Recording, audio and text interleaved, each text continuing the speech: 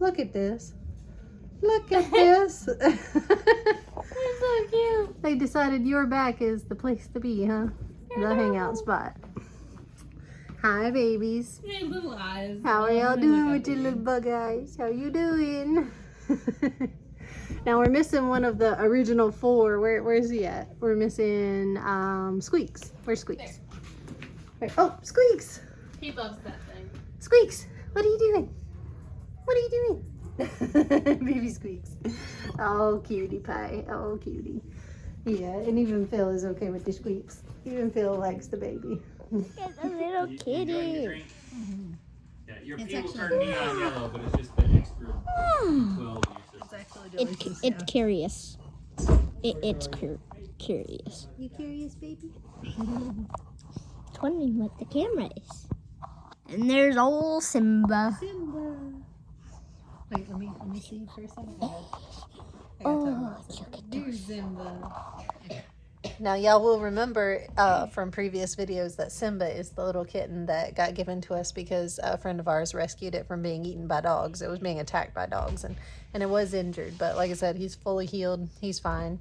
And Simba's the little orange kitty that has been with us ever since. And he's almost not a kitten anymore. He's almost adult size. So we have had to be aware of that as we wait in line to get them fixed, because we can't take all these cats in at once. They have to get fixed little by little. So as we wait to get them all fixed, we have to separate boys and girls. So the girls that are not fixed are separated and locked away in separate cages, while the males that are not fixed are away from them, and so they can't breed, so we don't have more kittens to deal with. So he is coming of that age. He's getting into that breedable age category. Oh, the little babies. The babies are sleepy, yeah. You little babies. Babies are tired. They're doing the head-to-head. They snuggle together.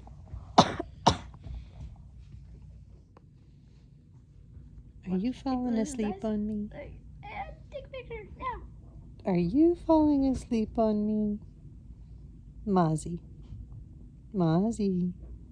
No, she's out. Or he. She or he, I'm not sure. It's a he. This is little mozzarella, and it has fallen asleep on me. You should show the other kittens. Oh my goodness. Lily, you have 5 kittens playing on you right now. Yes. 5 baby cats. It's the best. Play, babies, play. They're so Y'all will notice that this one is not part of the original 4. This is a new baby. This is Gertie. It just so happened that as we were doing the play, as we finished the play was done, did our last showing of the play was done, and one of our group, a girl named Maggie, who's an amazing actress, she found this little baby in a tire. It was all muddy and oily. It was covered in gunk. It was just yucky, and it was starving. It was very, very skinny. It's actually put on a lot of weight now. It's starting to gain good weight. That's good. But it was in a rough situation, and you'll notice it's almost exactly the same age and size as all the others. Well, she found it in that tire, and it was crying, and she dug it out of the tire, and of course they got it to the vet, and they got it dewormed, and then they called us, and they said she can't keep it right now. She can't take it to her place right now, but she wants it. So can y'all take care of it? We said, of course. I said, I got some baby friends it can play with. So we put it with the baby friends, and now it has 4 playmates, and the mama even adopted it. Faith, the mama, is letting the baby nurse. She actually let this baby feed off her. She's such a good mama. She's a great mama. So we adopted the little tyke, and we're taking care of it, and it's just gonna be on hold for her. So whenever she is ready for the baby and is ready for a cat situation, she can come get the kitty, and that'll be fine. It'll just grow up with its baby friends. Okay guys, this is shamefully embarrassing, but I'm gonna go ahead and show y'all because it's real life, right? It's real life. Jackie, you wanna show them? Jackie Boo, that lives in our bedroom 90% of her day, of her life, is in here with me snuggling in the bedroom. My little cuddle bunny is gonna help me show this mountain, and I mean mountain, of laundry that I have washed, cleaned, and dried, and not put away yet. Because my one downfall, I don't know if y'all know this, but my one very, very bad household habit. No, baby, no. My one very bad household habit is that I have a mental block when it comes to putting away clothes.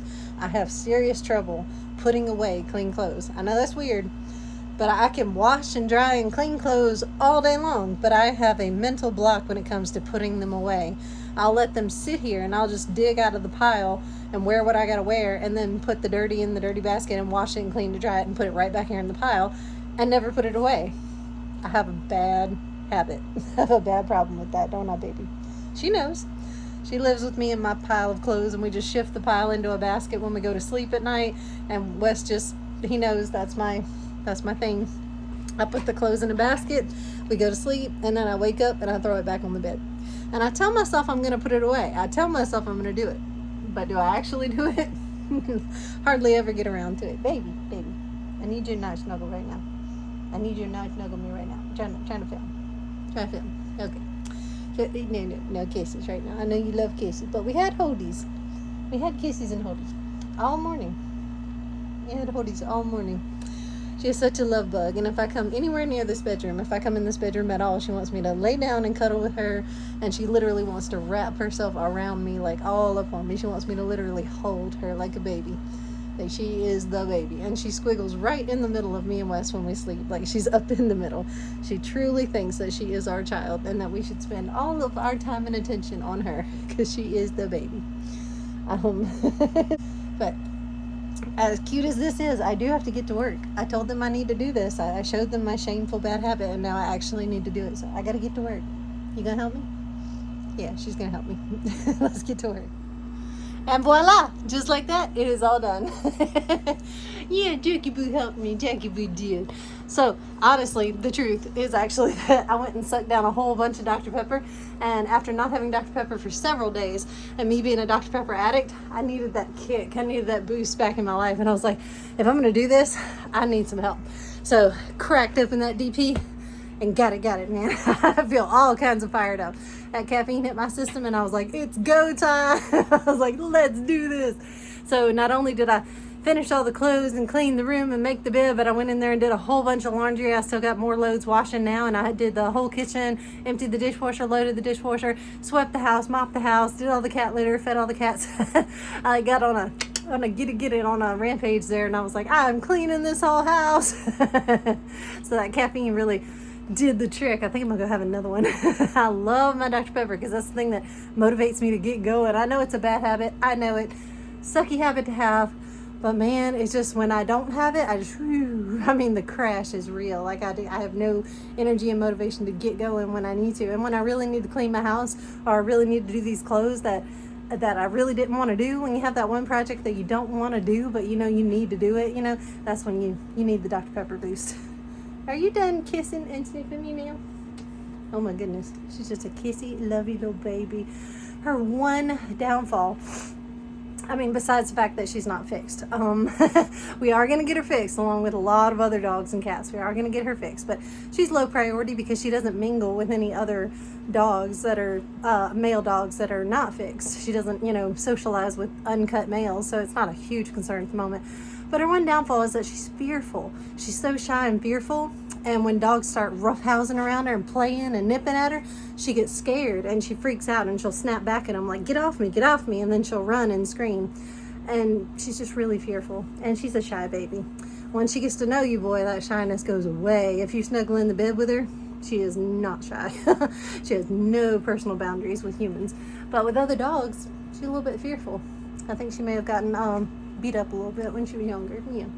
I don't know her full history, but I think maybe they were mean to her. I think maybe they bullied her when she was little. But she's a bit shy and fearful sometimes. So we gotta be careful when she plays with others. Sometimes she'll run and play just fine outside, but if they corner her or be too rough with her, she's like, she ain't about that. She's not about that. She's a gentle dog. She's very soft, very gentle. She wants gentle touch, gentle play. She wants quiet room. Yeah, she wants her quiet life. All right, so let's go see the fun part. Let's go see the cats. So I hope these inside dogs will cooperate with their noise, because I'm sorry about the linens and stuff in the crowd. I got to fix all that stuff. But we have Sweet Pea there in that cage and Rosie there in that cage, and they are in kennels inside because they don't exactly play well with others 90% of the time. So I need to keep them separate just to keep everybody safe.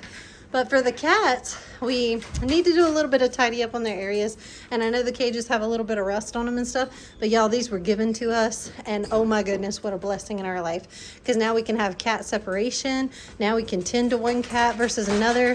We can tend to any like sick cats or pregnant cats. We can give them special care and, you know, meet their special needs. But y'all remember thing 1 and thing 2 is part of the whole, you know, cats dropped off at our doorstep situation. We need to clean out their cage again because they're a little messy with their food and their linens and stuff. They tend to sling things everywhere. Those are the trouble twins. This is not Milo. We need to move Milo's tag in Milo's cage. This is Truffle. So Truffle is the one with the weird eye that kind of like goes sideways, and we have to take him to be seen about it. I'm sure it's not detrimental to his health, but I want to know if there's anything we can do about that, you know, eye that doesn't quite go straight and cooperate.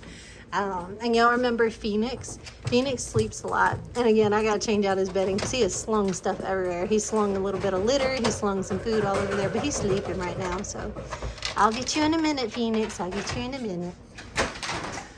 And then Mama Flower. Oh my goodness, Mama Flower is something else. She is the snuggliest, I mean most affectionate hound cat I've ever met in my life. You are very, very affection oriented, my lady.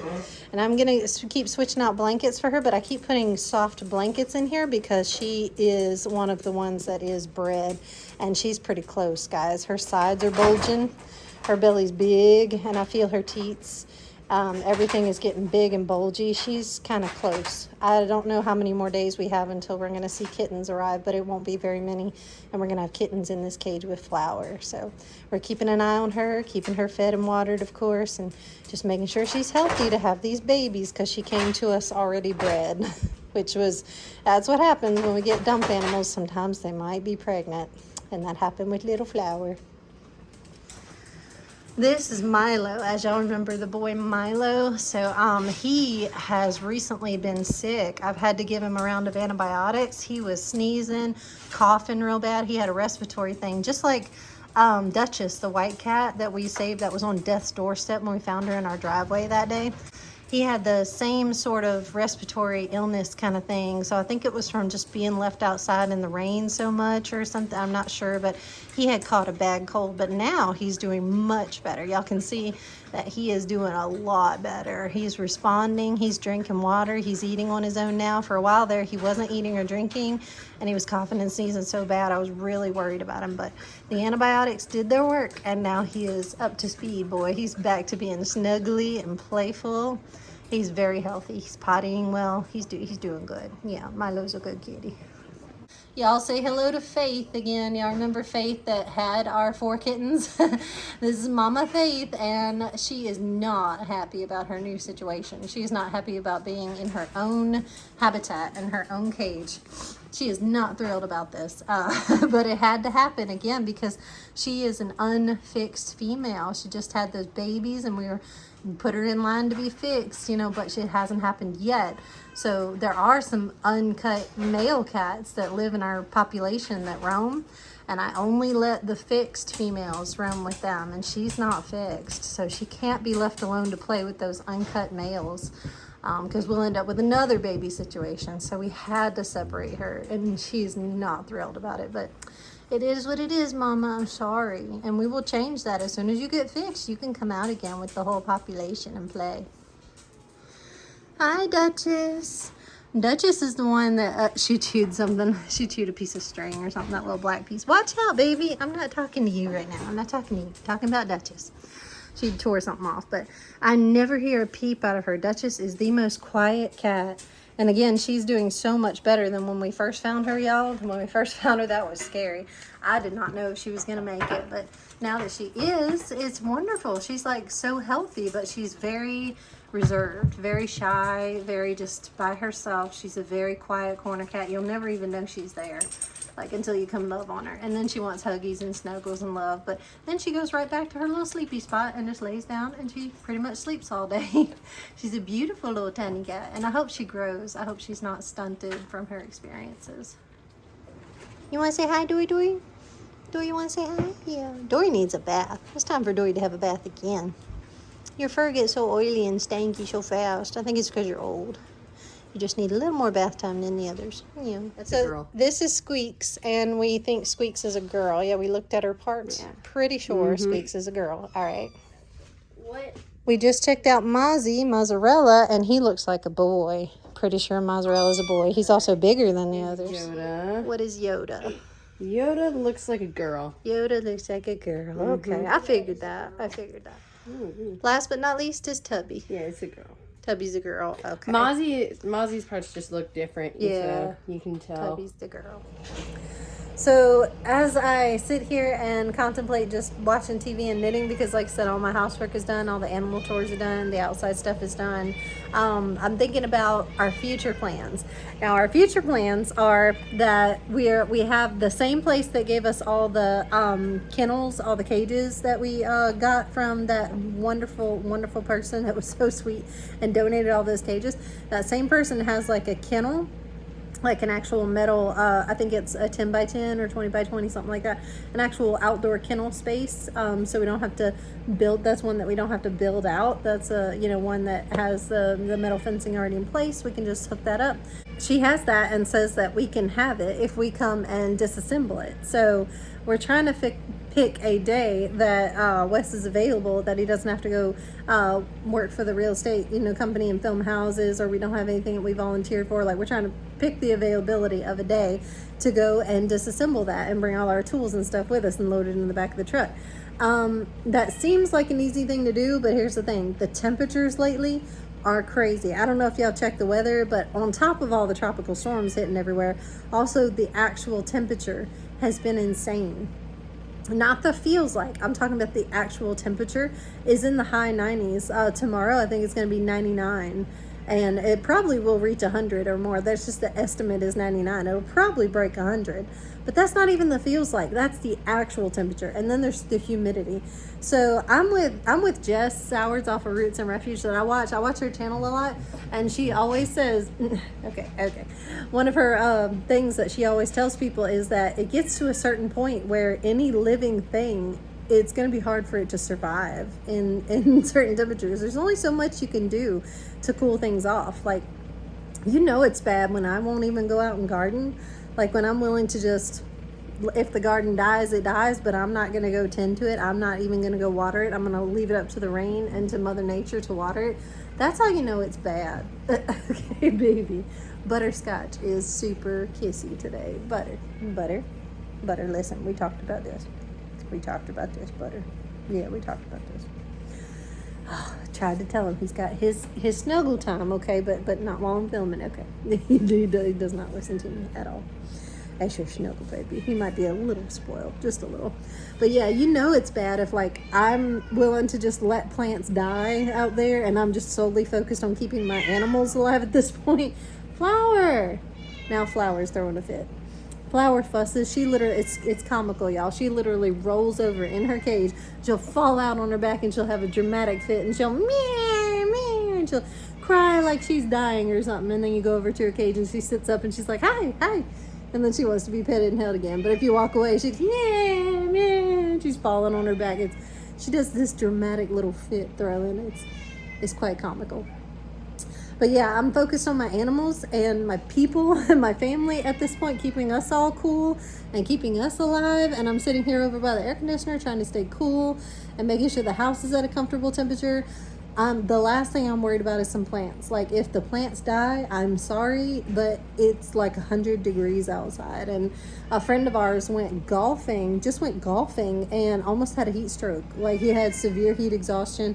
He was staggering and slurring his words, and he had to be hospitalized, and just going out in heat to go golfing. Like, it's dangerous. It's dangerously high out there, and I'm not doing anything outside in the heat. I'm sorry. So this week, going to get that kennel and going to take it apart with the tools and take it down outside in the blazing heat, it's just not going to happen. I told her that we will absolutely come get it and take her up on that offer, but I'm not going to be able to like rush out and go do it this week because those temperatures are deadly. That's just too hot for my comfort level. I'm sorry. I'm going to wait till the temperature cools down. It's not an emergency. It's not something I have to rush off and go get right now or I'm not going to have it. It's not an emergency and it'll wait for me. It'll still be there. She told me there's no rush. So I'm not trying to hurt myself to go get it. But I do appreciate it and I do want to go get it. We absolutely are going to go get it. Just wait till it cools down just a little bit, you know. Another thing we've been dealing with, y'all can see all this junk behind me. Another thing we had to deal with was Miles's floor. We went into his room, and I know we've been saying that we're going to tear all the carpet out of every room because we have mostly hard floor in the house, but there was a couple of rooms they left carpet in when the people we bought it from moved out. They left carpet in some rooms, my bedroom being one of them. The other room is Miles's room. And we wanted to tear all that carpet out and we wanted to have hard flooring in his room. Well, it got to a point where the carpet was so bad, it's like, okay, it's time now. It's time to tear that carpet out. So we got busy this past weekend. Today is Monday, and Saturday and Sunday we got busy just ripping carpet out and tearing that out. And we had to move everything out of his room, all of his shelves, all of his toys, all his books, all his games, everything, clothes and everything. So we're kind of moving around furniture right now and dodging things and going through the hallway, stepping over things and piles of things. And we're gonna get it all reorganized back into his room, but we have to deal with the floor. Well, when we dug up the carpet, we pulled back that carpet, there was linoleum there. And we were like, oh, good, okay, we can, you know, maybe leave the linoleum there. I mean, that's hard flooring, but then we found out that the linoleum was in kind of rough shape. And also I was like, well, if we're doing all this work, like we're putting all this work into pulling the carpet out, do we want to just just make it work, or do we want to do the hard floor the right way? Do we want to do it how we want to do it? So we were like, okay, let's pull the old, you know, dilapidated, you know, decayed, a little bit frayed around the edges linoleum. Let's pull all that out. Let's get down to the hard flooring and let's start from scratch and do it right. Okay, so we pulled linoleum up, and then, surprise, surprise, I'm very glad that we did. I'm very glad we pulled that linoleum back. There was moisture and wetness all over that subflooring and hard flooring and stuff, all over the hardwood panels was wet. It was all damp and it wasn't drying out, and it was starting to mold and mildew and stuff. And that's when we realized we had a bigger problem than we thought. So now we're getting into the real problem. So then we found that there was a pipe underneath the house that was directing water where it shouldn't have been. It should have been going outside the house, or, you know, out from under the house. It was going under our house and keeping everything wet down there and seeping into the flooring and everything. That pipe was not directed where it was supposed to go. So it's constantly leaking that water into there, keeping everything wet. Well, the flooring wasn't ever able to dry out. So after we pulled the linoleum back and saw all that, we got up under the house, we found where that pipe was going, we got some extra pipe and rerouted it, so now it's going the right direction. Now the water won't be seeping up under our house anymore, but now we have to let all that wood dry out. So currently, the wood, the parts that are still good, because it was like a splotch, it was a big area, and some parts of his wood in his flooring in his room was good, and it was dry, and there was nothing wrong with the panels. So some part of the flooring is okay, some part is starting to rot out, and it just needs to be replaced. So we're letting everything dry out for a minute, letting everything sit for a minute. We're revisiting the plan. So now we've gone and priced wood, and we're gonna have to replace some wood panels. And once we get all that done, we may as well level the beam that is not quite level under Miles's room. Also, the people, yeah, it just gets deeper and deeper. The people that did this house, apparently there's a couple of beams that aren't level with the rest of the house. They need to be leveled out. So as we replace this wood, maybe we can level out that beam under there while we're at it, do it all right, just get it done, and put in that new subflooring, and then we can put down hard flooring for Miles, and then it'll be nice and neat and clean, and then we can move all of his stuff back in his room. But right now he is evicted from his room, and he's sleeping on the couch every night. He considers it more like a camp out. He's not fussing about it. He's fine with it. He's just sleeping on the couch and turns on his music or his fireplace at night, his little nightlight, and he just passes out on the couch. And he wakes up every morning in the living room. And to him, it's like a fun vacation, like a little camp out. To us, it's like, okay, we need to fix our son's room. We need to get him back in his room so we can have our living room back. Okay, and the last thing, sorry, crack open a Dr. Pepper here. My last one today, I promise, my last one. The last update I wanted to give you guys and wanted to tell you guys about is the goat situation. So as you know, Wes and I are big believers in our faith. And I know it's not a religious channel, I know. But we pray about things. We do. And I'm very open about that. We have a lot of faith and we pray on things before we make decisions. We pray about it. And we talked about it. We took time to feel the answer, to let the answer come to us, to try to feel the Spirit. We put a lot of thought, devotion, and prayer into this decision. And I kept getting the same answer. And I think so did he. He was kind of leaning towards the same thing. But I was like, I really, really feel like at this season in our life, at this point, like we're not supposed to have goats right now. And I know y'all are like, what? But I know it's probably a shocking announcement, I guess, to you guys. But we're going to be getting rid of our goat herd. We're going to be getting out of goats for a while.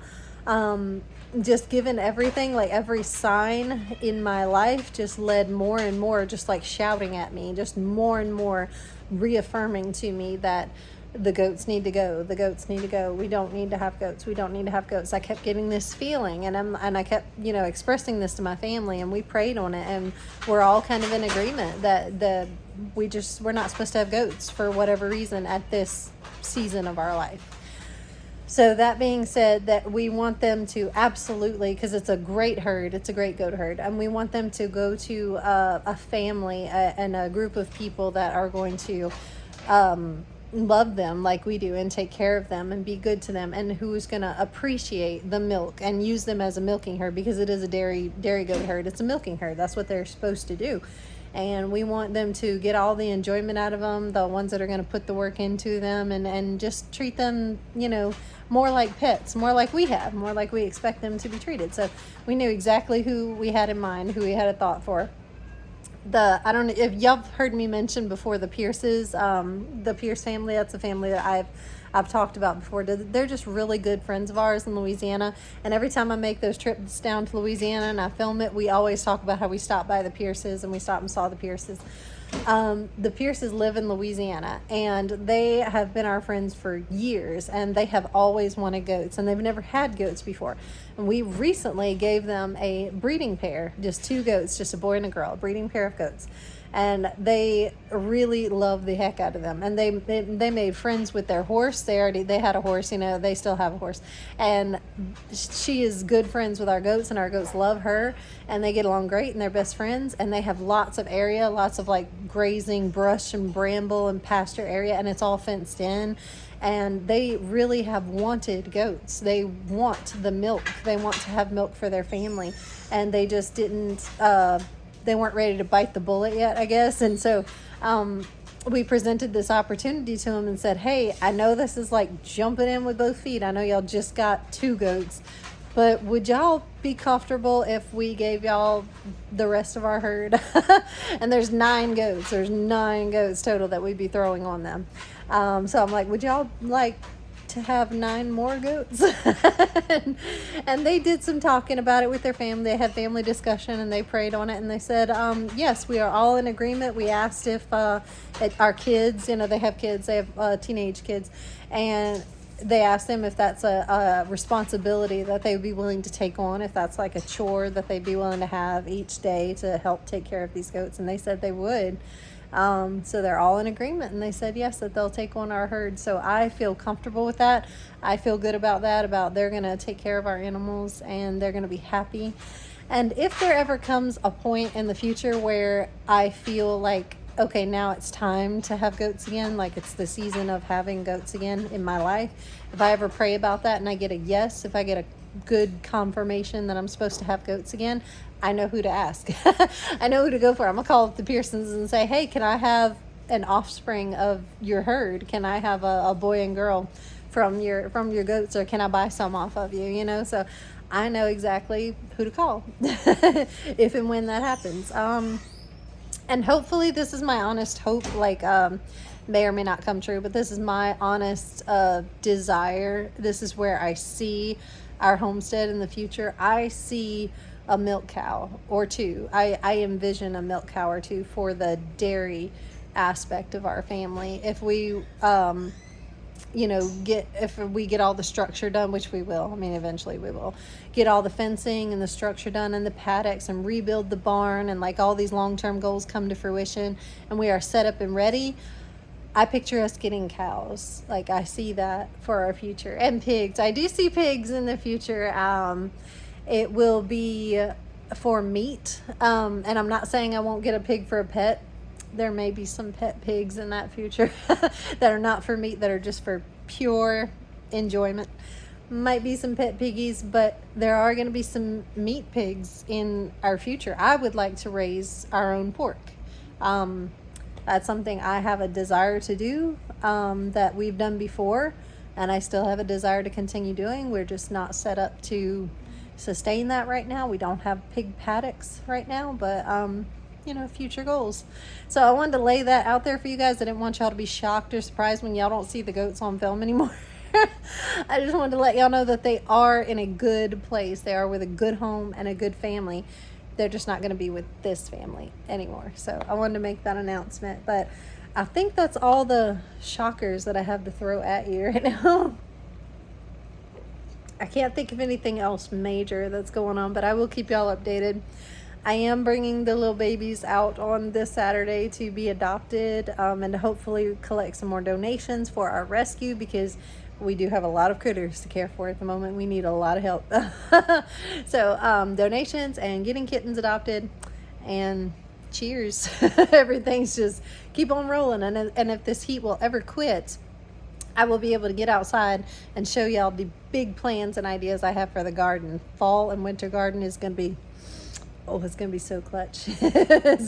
I have such big ideas. But with all that, I have had a busy day. I'm just going to relax and knit and watch TV now. And I want y'all to enjoy the rest of y'all's day, afternoon, evening, whatever. I love you, and I'll see you on the next one. Bye.